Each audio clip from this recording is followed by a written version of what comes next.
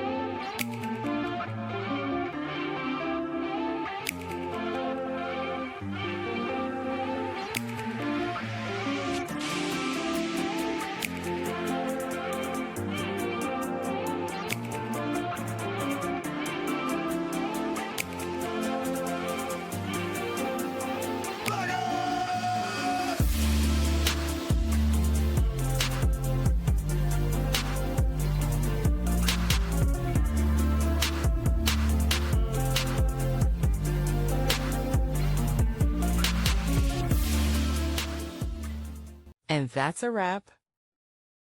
I hope you found the answer you were looking for. If you did, take a second to hit that subscribe button. It really helps out. And let me know in the comments which solution worked best for you. See you next time in the debug zone.